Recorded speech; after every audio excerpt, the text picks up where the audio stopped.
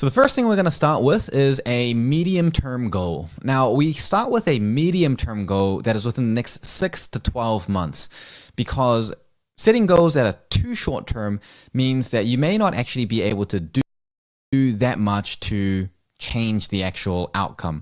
For example, if you have an exam coming up in a month from now, or you've got an important job interview in a few weeks, there may not be that much you can do between now and then to actually achieve that goal.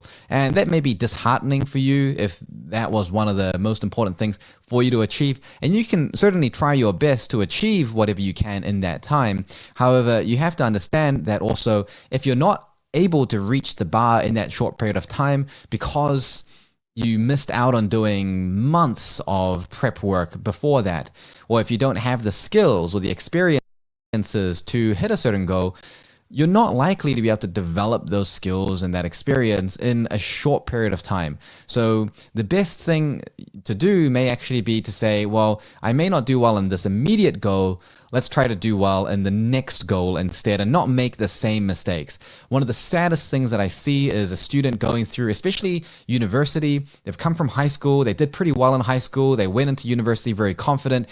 They went into a heavily academic program and they just got hit in the face with a shovel with the amount of content that they were thrown at. And they were completely overwhelmed and they didn't do well in their first semester test or exam results. And then they don't actually do anything to overcompensate for that. They don't try to fix the underlying issue. Everything is just a band-aid solution. So after the first semester, they think, okay, I'm just going to double down. I'm going to try even harder, work even more. And the second semester, they do maybe a little bit better or sometimes even worse. And so going into this, if you did poorly in the first semester, we have to think, well, what was the reason I did poorly? What was the reason I did poorly? Especially if you're putting in a decent amount of effort, why did that effort not translate into the result? And what can I do moving on beyond that to make sure I don't make the same mistake again? A real critical dissection and a reflection is necessary. And in some cases, it may not be that you can overcome that in the second semester. It may be something that you have to think, well, let's try to overcome that by next year. So at the beginning of next year, I'm not making the same mistakes that I made this year, underestimating the content, feeling overconfident. Because what I see often is that people will go through, for example, their first year of university, and they'll go into their second year feeling they learned so much from that first year. They made heaps of mistakes. They didn't do very well. But second year onwards, that's going to be where they turn things around. And they realize that second year is actually harder than the first year. And they run into the exact same problems that they ran into in first year because now the jump is greater and they are still relatively underprepared.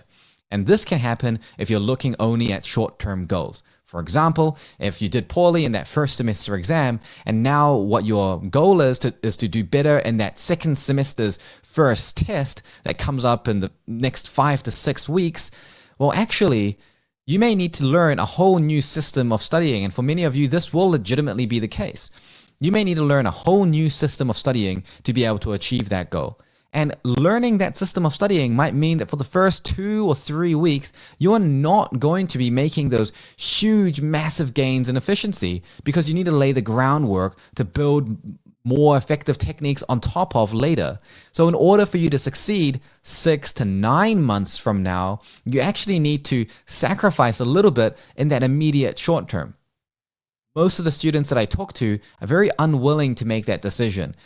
They're not willing to give up anything in that short term, even if they know it's unlikely to help fix things in the long term. And as a result, they're always living short term to short term to short term, just trying to keep up, just trying to meet the immediate next challenge. And always when the challenge after that comes along, they're always just the same level of unprepared because they're only just meeting the minimum requirement, or sometimes even, unfortunately, failing to meet that minimum requirement for each challenge. Most people do not go through this pathway and then do well. And what happens to them?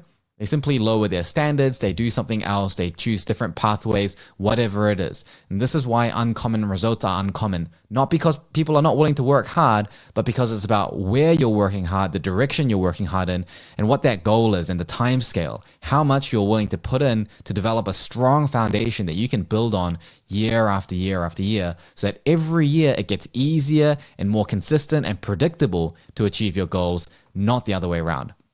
That's why we start with a medium-term goal, 6 to 12 months. It gives us lots of time to prepare, evaluate, reflect, experiment, and really build up something that's solid and dependable, not just for 6 to 12 months from now, but for life going on after that. Why don't we do long-term goals that are even further than 12 months? Because it's unpredictable. Especially going through this program, you're going to learn lots of new skills and your perspective on things is going to change. It's hard to predict how you're going to think about things, how the way you tackle different goals and the types of challenges you perceive are going to be 6 to 12 months from now. You can spend time to create a plan for 3 years later. However, there's an almost guaranteed chance that that plan is going to change as you learn more information about what it is you're about to go into.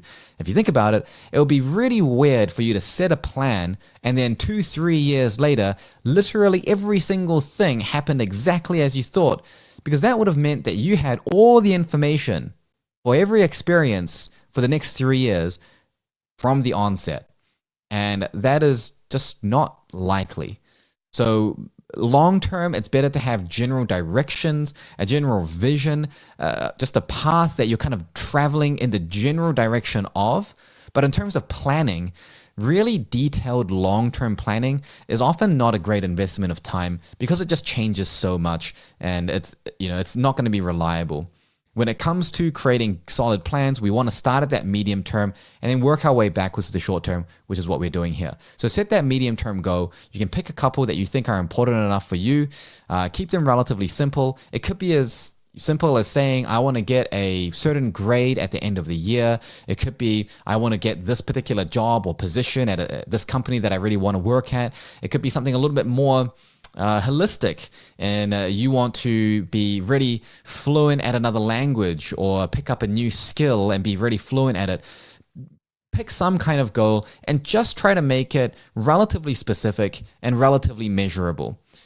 Specific meaning that it's not something very abstract. So for example, setting a goal like I want to be a better learner is very abstract. We don't really know what it means to be a better learner. We don't know exactly what that is actually going to entail. When we try to break that down into the plans to reach it, it's a little bit confusing what direction we need to take. It's also not very measurable because how will we know when we reach the threshold of better? Getting a grade is very measurable. Getting a promotion, getting a position, these are very measurable. If it's just for your own learning, you can set your own metric. So it could be, I would like to be able to hold a basic conversation where I'm using another language 80% of the time when I'm talking with my family, friends. That could be something, and that is relatively measurable.